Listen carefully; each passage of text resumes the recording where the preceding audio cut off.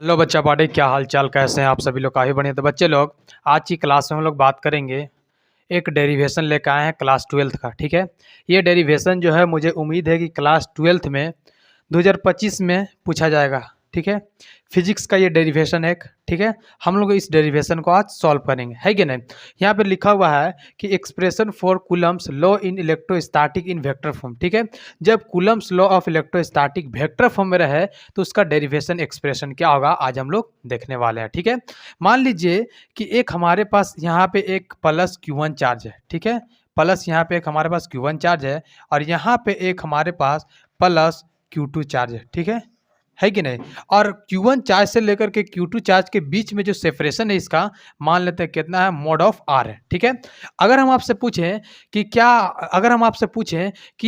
Q1 charge पर जो force लगेगा किस तरीके से लगेगा, तो कुछ इस तरीके से लगेगा, जिसको हम लोग क्या बोलते हैं, वेक्टर F1 ड्यू टू 2 बोलते हैं। ठीक है, और Q2 चार्ज पर जो फोर्स लगेगा कुछ इस तरीके से लगेगा, जिसको हम लोग क्या बोलते हैं, वेक्टर F2 ड्यू टू 1 बोलते हैं।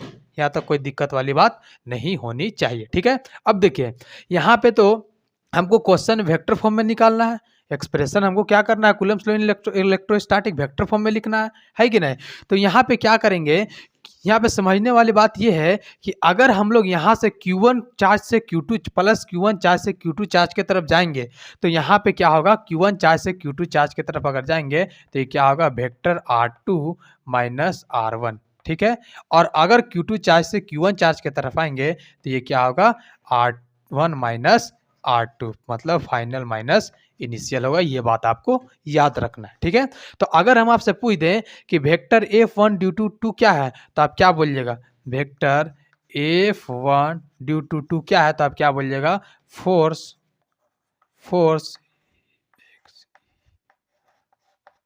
एक्सटार्टेड ऑन Q1 बाय Q2। ठीक है, अगर हम आपसे पूछ दें कि वेक्टर F2 ड्यू टू 1 क्या है, तो आप क्या बोलिएगा, force एक्सटार्टेड on Q2 by Q1।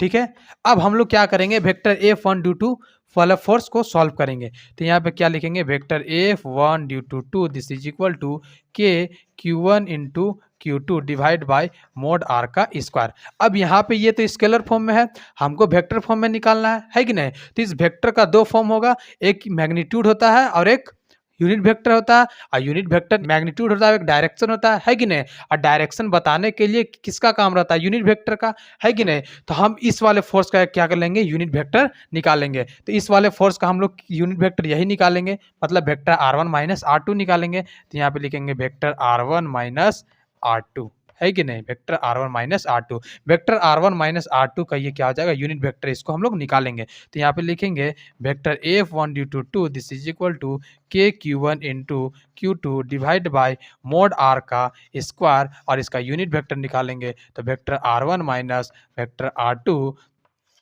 Divided by vector R1 minus R2 का मॉड लिख लेंगे। ऐसे ही तो हम लोग यूनिट वेक्टर निकालते हैं, जब भी यूनिट वेक्टर निकालने के लिए बोला जाए तो इस तरीके से निकालते हैं, A cap this is equal to vector A divide by mod of A, है कि नहीं, यही तो निकालते हैं, हाँ या ना।